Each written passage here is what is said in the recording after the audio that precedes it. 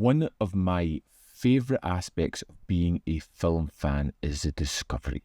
And in this day and age, it's really hard to stumble across something that you haven't heard of, or you don't know much about, or you haven't even crossed paths with the title. And sometimes being on YouTube and sometimes being lucky enough to get films sent, you discover something as wonderful as 1998's Central Station, a film where I had absolutely no idea where it was going, and I was hooked right from the beginning. At the start of this, we follow Dora, who is writing letters at Rio de Janeiro's Central Station. She's writing letters for illiterate people so that they can pass on their thoughts or feelings. It's how she's making a living. She used to be a school teacher and is retired and is doing this to make ends meet. And it's a really lovely sequence of her scribbling down whatever these people are putting out and getting it posted. Sometimes she takes the letters to post for them. Sometimes they're taking them to do it themselves. And it's just a wonderful sequence where we get to meet lots of various people of this world. Me sinto-me... Embriagado. Isso, embriagado. O endereço não sei dizer direito, não. Sem endereço não dá. And as she goes home, you discover that Dora is not a very nice person at all. She's laughing at the letters. She's ripping them up. She's not sending them. She's just swindling these people for the money. Their hopes, dreams, the things that they really want to say to people are all written down in these letters, and nothing is happening with them.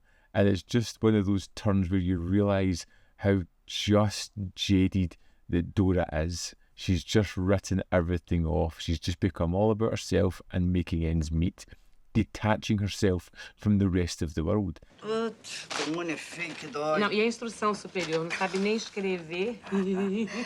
Lixo, lixo. And everything kind of comes to a head where she's helping this mother and a young boy write a letter to their father. When they leave, the mother is run over and the boy is left alone at Central Station. No one to look after him, no one to help. And there is some resemblance of human feelings within Dora as she slowly starts to look after him. Kind of, because she's still that person that's going to take advantage of any situation. And pretty much for the rest of the movie, you watch these two on a journey of discovery as they realise that they can make connections. They can become to rely on each other, even though there seems to be a deep-seated hatred between these two at certain points. There is a thin line between love and hate. Teu pai e tua mãe te puseram no mundo e não deviam ter posto, porque agora eu aqui que te aguente. Desgraça, você é uma desgraça. Você é uma desgraça. I really loved a lot about this film, the search for identity and belonging was something that I really liked. You know, it's Dora, who's stuck in a world that's just basically about survival, whether it's Josue, who is looking for his father to maybe look after him, to teach him the ways of the world, to help him grow into manhood. You see these two people on a journey just looking for something, looking for a connection, looking for something that would give them purpose, not realising that together they actually form a really good unit. Tão rico. Dá até pra comer.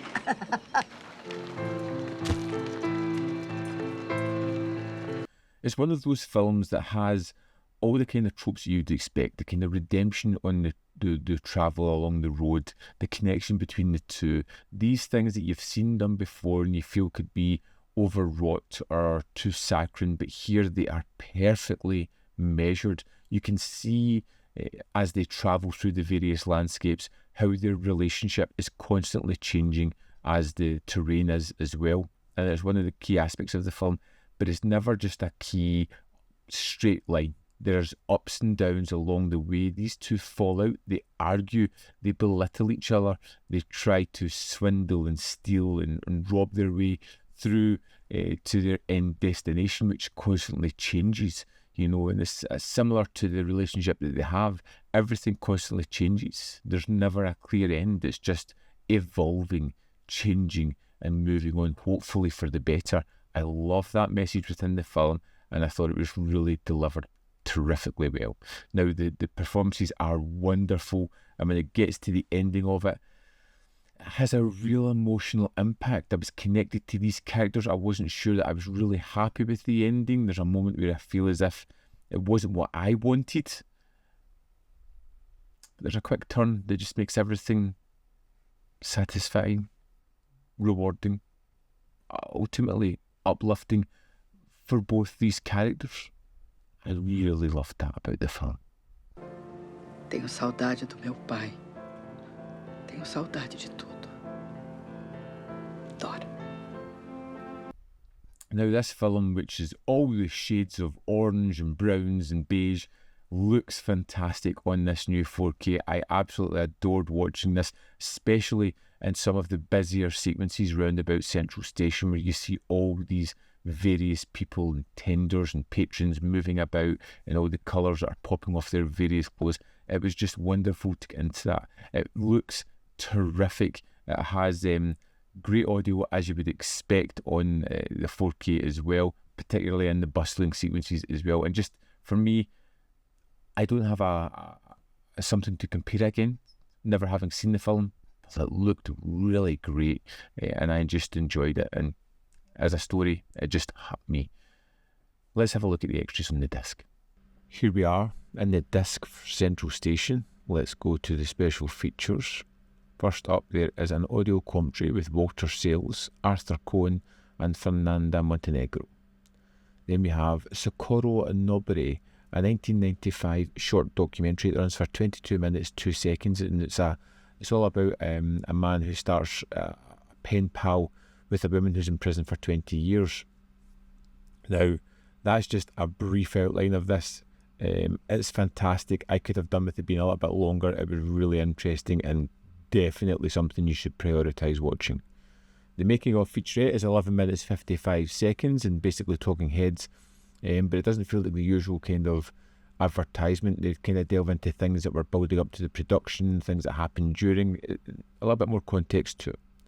And then there's the theatrical trailer, which runs for 1 minute 48 seconds. That's the extras for Central Station. There we have it. Central Station is out now, and I would say if you haven't heard of this one, if you haven't discovered it before, it's something you really should check out. It's emotionally rich, it's funny, it's engaging, it gave me characters that will stick with me, and it had me on a roller coaster ride throughout it, on the highs and the lows and the setbacks and the way they step forward. It was just so impactful, so fun and emotionally raw as well at the same time. Wonderful movie, really surprised me, and one that I am and will recommend. I'd love to know your thoughts on Central Station. Let me know in the comment box below whether you love it, hate it, or fall somewhere in the middle. As always, there's more content up here. You can see more of my stuff in the description box below, or links to Patreon, membership program, manvfilm.com. Always in which you can support me. Thanks for watching. See you next time.